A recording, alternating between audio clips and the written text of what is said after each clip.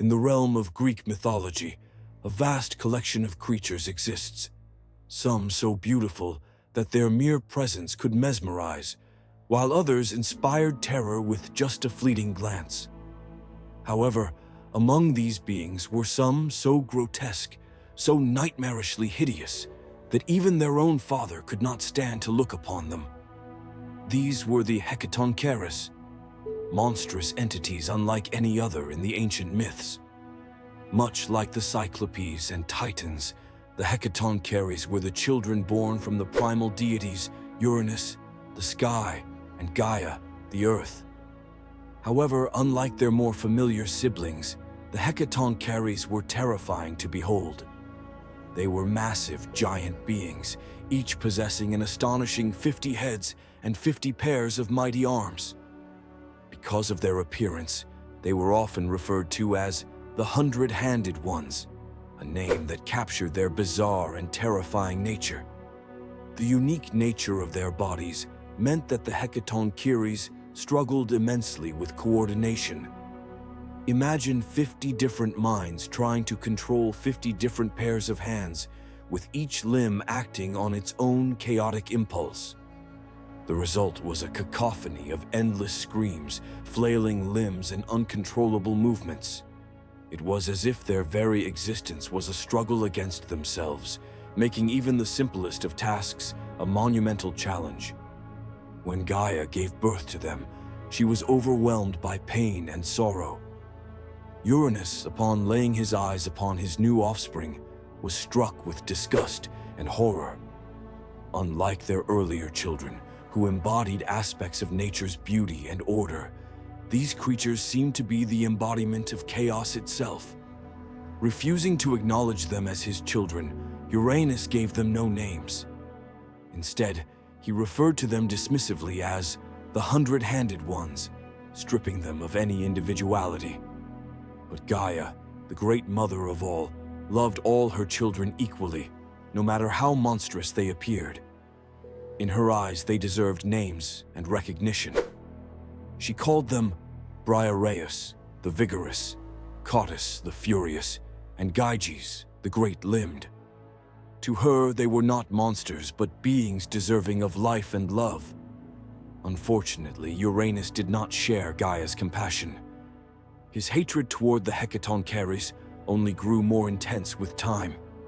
He despised them so deeply that he sought to imprison them immediately after their birth. Some variations of the myth say that Uranus forced them back into Gaia's womb, causing her unspeakable agony. Other accounts suggest that he banished them directly into the dark, dismal pits of Tartarus, a grim and desolate abyss beneath the underworld.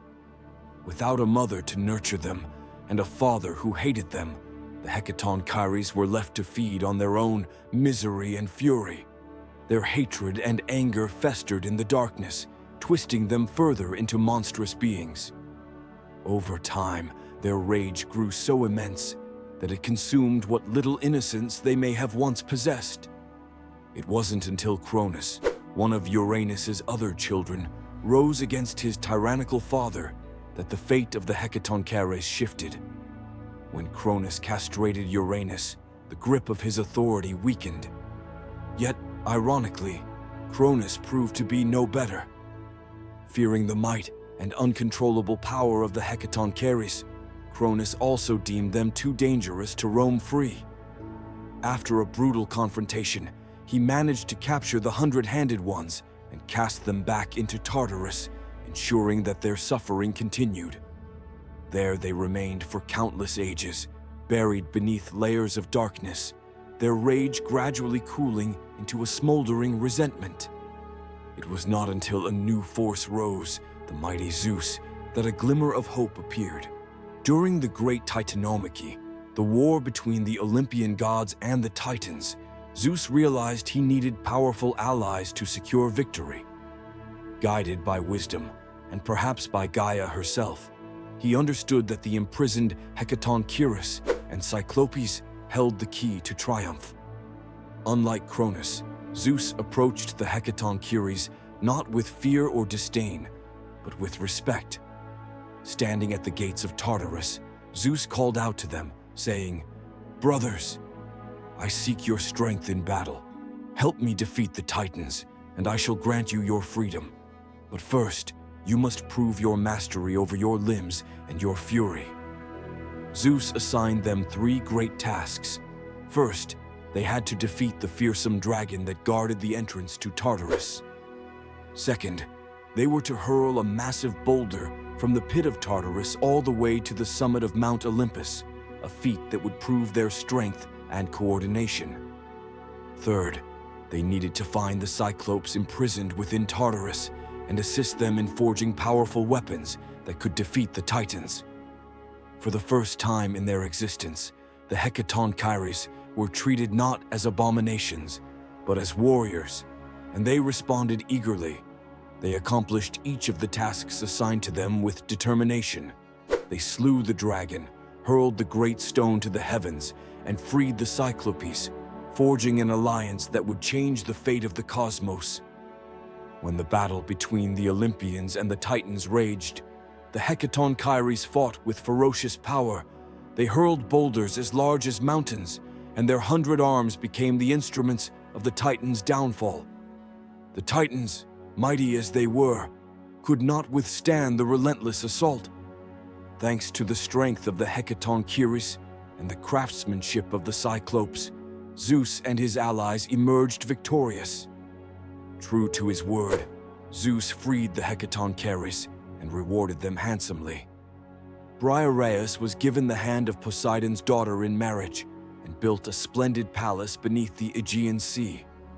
Cottus and Gyges were appointed as the guardians of Tartarus itself, for who better to oversee the prison of the Titans than those who once endured its deepest torments?